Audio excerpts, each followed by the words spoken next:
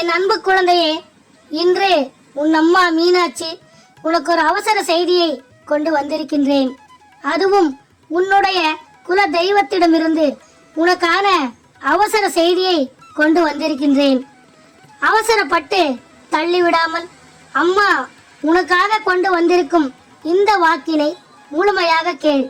உன் வாழ்க்கையில் நிச்சயம் நல்லது நடக்கும்.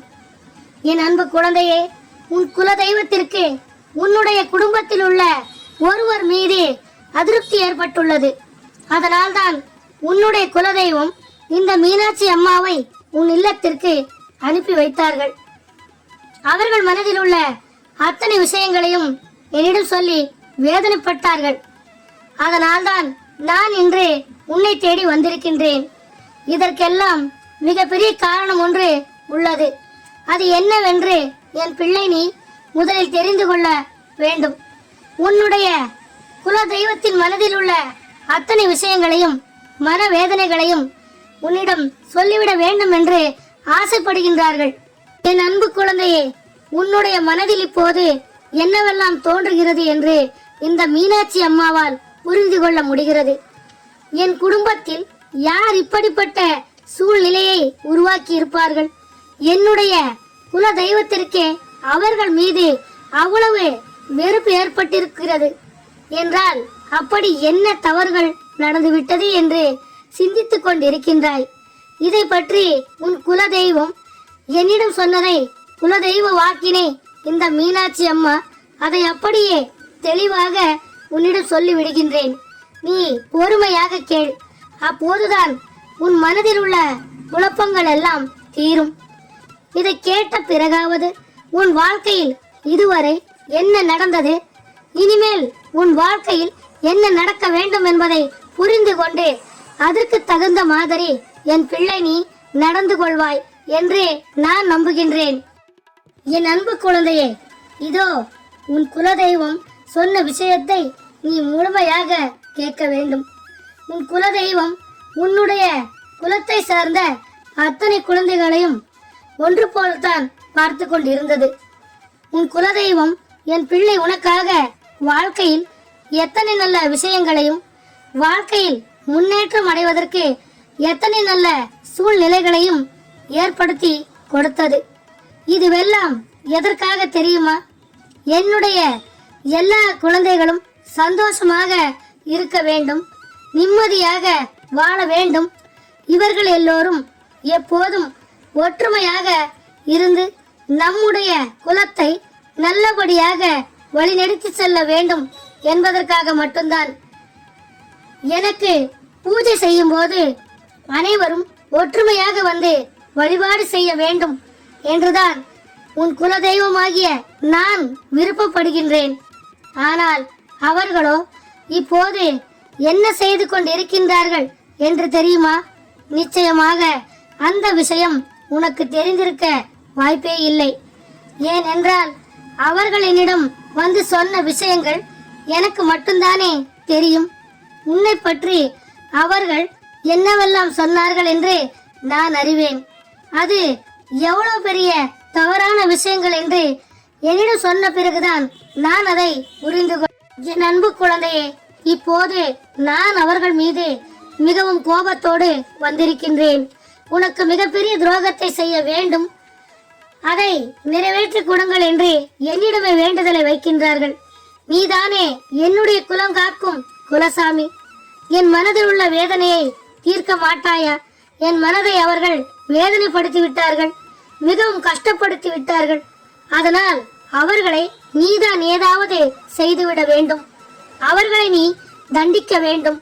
வாழ்க்கையில் மீண்டு வர முடியாத அளவிற்கு கஷ்டத்தை கொடுக்க வேண்டும் என்று உன்னை பற்றி என்னிடம் தவறாக சொல்கின்றார்கள். அப்படி என் பிள்ளை நீ யாருடைய மனதை காயப்படுத்தி இருக்கின்றாய் என்று சற்று யோசித்து பார். அவர்கள் என்னிடம் வந்து நீ நிம்மதியாக வாழவே கூடாது என்று வேண்டி நிற்கின்றார்கள். நான் உங்கள் ஒவ்வொருவரின் ஒற்றுமைக்காக எவ்வளவு பாடுபட்டு கொண்டு இருக்கின்றேன். அதை புரிந்து கொள்ளாமல் இந்த தருணத்தில் என்னுடைய சந்நிதிக்கு வந்து நின்று கொண்டு என் பிள்ளை நிம்மதியாக வாழக்கூடாது என்று வேண்டியதை கேட்டு உன் குல தெய்வமான என்னுடைய மனதை ரணமாக்கிவிட்டது. இதையெல்லாம் என்னால் ஏற்றுக்கொள்ளவே முடியாது. என் பிள்ளையை எதற்காக வாழக்கூடாது என்று நினைக்கின்றார்கள். இவர்களுக்குள் என்ன பிரச்சனைகள் வந்திருக்க முடியும் என்று நான் அறிந்த பிறகுதான் எனக்கு அது என்னவென்று புரிந்தது. ஏதோ சின்ன சின்ன விஷயங்கள், அதனால் வந்த மனஸ்தாபங்கள், இதுவெல்லாம் விரைவில் சரியாகிவிடும் என்றுதான் நான் உங்களை கண்டுகொள்ளாமல் விட்டுவிட்டேன். ஆனால் அது இவ்வளவு பெரிய பிரச்சனையாக மாறும் என்று நான் நினைக்கவில்லை. உங்களுக்குள் பிரச்சனை ஏற்பட்டது உண்மைதான். ஆனால் தவறுகள் இருப்பது உன் பக்கமா, அவர்கள் பக்கம் தவறு உள்ளதா என்று அறிந்து கொள்வது உன் அம்மா என்னுடைய பொறுப்பு. தவறு உள்ளவர்கள் பக்கம் நான் நிச்சயமாக துணை போக மாட்டேன். யார் பக்கம் நியாயம் தர்மம் இருக்கிறதோ அவர்களுக்கு சர்வ நிச்சயமாக நான் நியாயத்தை தான் தரப்போகின்றேன். ஆனால் தவறு செய்தவர்களுக்கு ஒருபோதும் தண்டனை வழங்குவது என்னுடைய வேலை கிடையாது.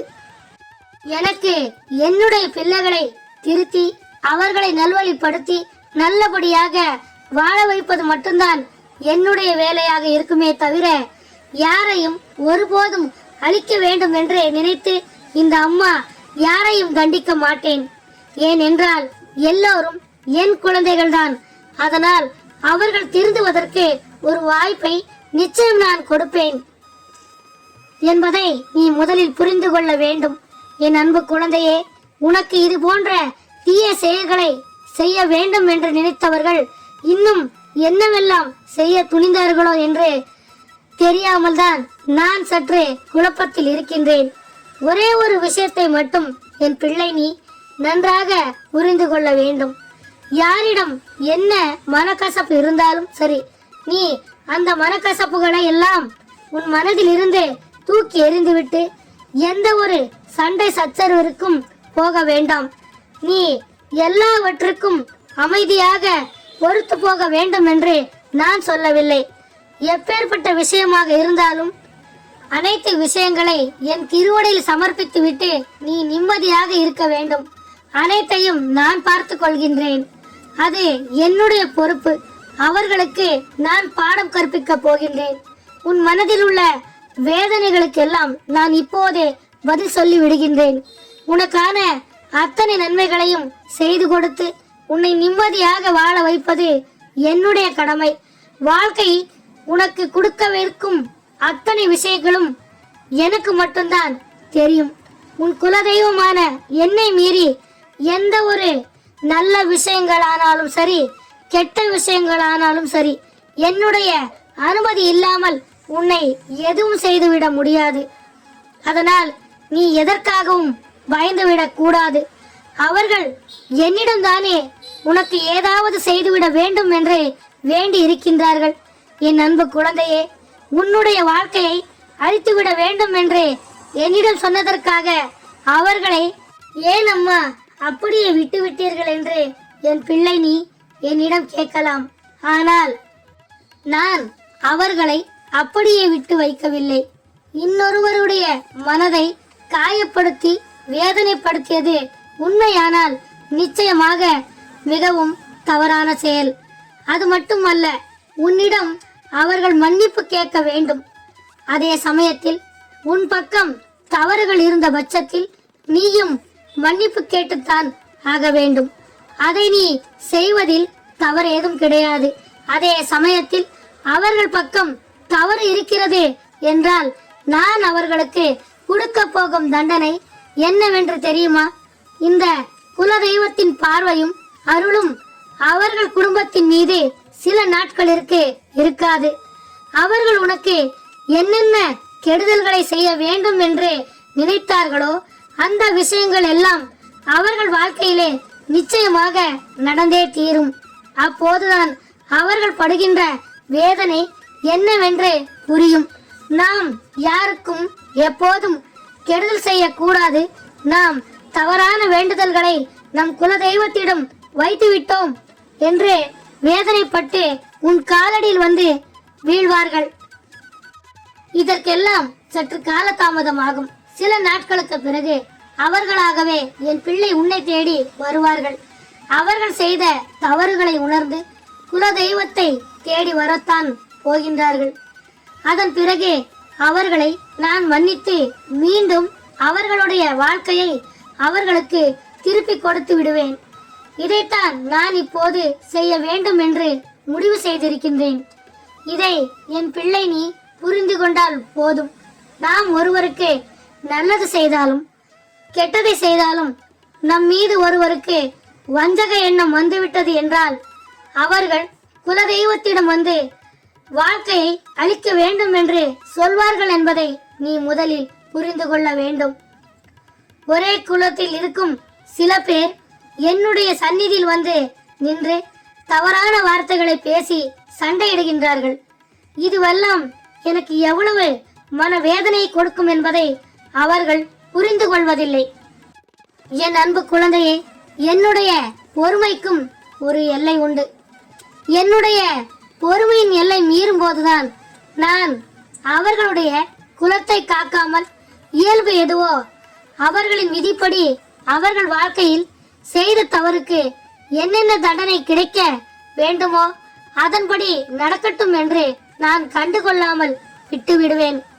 இதுநாள் வரையும் நான் அவர்கள் மீது எவ்வளவு அன்பு வைத்திருந்தேன், எத்தனையோ வாய்ப்புகளையும் கொடுத்திருந்தேன்.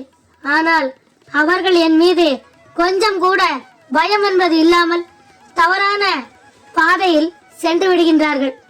அதனால் என் அன்பு குழந்தையே, எப்போதும் உன் மனசாட்சிக்கு பயந்து நல்லபடியாக நடந்து உன் குல தெய்வத்திற்கு உன் குலத்தில் உள்ளவர்கள் அத்தனை பேரும் ஒற்றுமையாக இருப்பது மட்டும்தான் பிடிக்கும். இதைத்தான் உன் குல தெய்வம் உன்னிடம் சொல்ல சொன்னார்கள். என் அன்பு குழந்தையே, உனக்கு எப்போதும் இந்த மீனாட்சி அம்மா துணையாக இருப்பேன். என்னுடைய அருள் எப்போதும் உன் குடும்பத்தில் உள்ள அத்தனை பேருக்கும் நீடித்திருக்கும். ஓம் மீனாட்சி தாயே போற்று என்று சொல், நல்லதே நடக்கும்.